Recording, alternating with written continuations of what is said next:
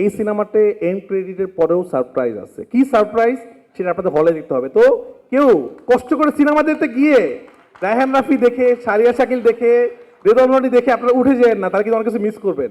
আমি চাচ্ছিলাম না ট্রেইলার রিলিজ করার জন্য, তো আমি চাচ্ছি যে মানুষ হলে গিয়েই সব কিছু দেখুক, কিন্তু মানুষের আন্দোলনে আমি জানি না কি হবে। আমাকে ফোনে হুমকি দেওয়া হচ্ছে, ফেসবুকে হুমকি দেওয়া হচ্ছে। সাকিব খানের ফ্যানরা আমাকে মানে পারলে বলতেছে সব ঠিক আছে, আপনি অনেক ভালো ডিরেক্টর, কিন্তু ট্রেইলার রিলিজ দিতে হবে। মানে আমি স্টোরি দিয়ে আমি নাস্তা করতেছি, ট্রেইলার কোথায়।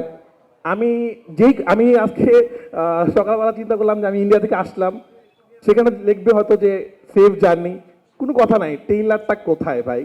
তো আমি শাকিল ভাইকে বললাম, ভাই পুরো সিনেমাটা ইউটিউবে ছেড়ে দেই, এত এক্সাইটেড কেন মানুষ। যাই হোক, এখন ট্রেইলার দিব কি দিব না জানি না, আন্দোলনটা যদি একটু গভীর হয় তাহলে হয়তো দিব না। যাই হোক, এটা একটা বড় ব্যাপার। একটা সিনেমা টিজ দেখার পর বা গান দেখার পর আপনারা এত দর্শক এত এক্সাইটেড যে আর মাত্র 3 দিন আছে, কিন্তু ওরা আরো অনেক কিছু দেখতে চায় আসলে।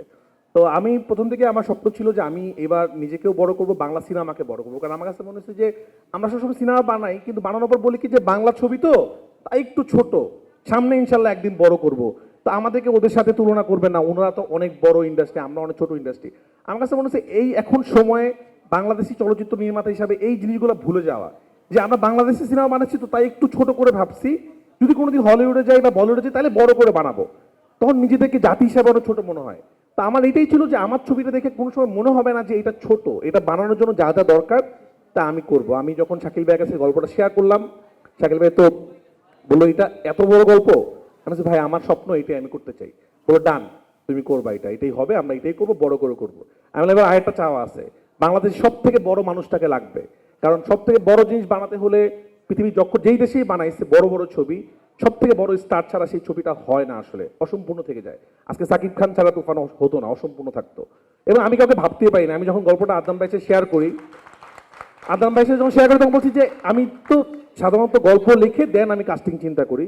আমি যখন গল্পটা লিখতেছিলাম এবং এক একটা সিন আমি টুকটাক অভিনয় করি, এবং আমাদের কো রাইটার আদনান ভাই উনিও খুব ভালো অভিনয় করে, আপনারা সিনেমা হলে গিয়ে দেখতে পাবেন।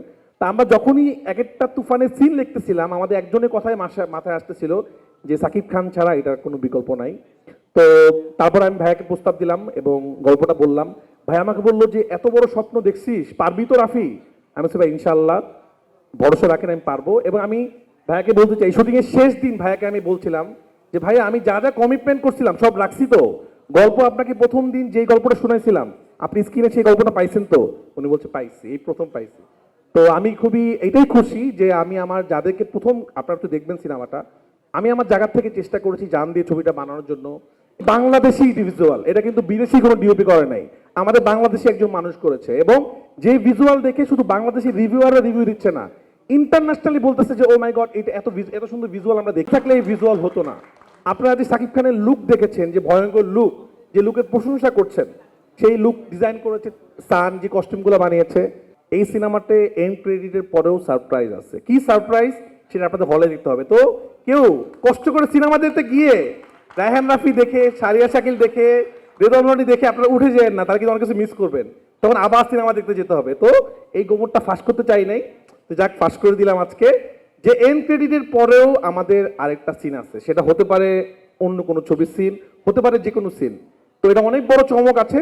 তা আমি দর্শকদেরকে অনুরোধ করব, একদম যখন সব শেষ তখন হল মালিকরা বলবে যে প্লিজ আপনারা বের হন, নেক্সট শো শুরু হবে, তখন বের হবেন হল থেকে। সবাইকে ধন্যবাদ।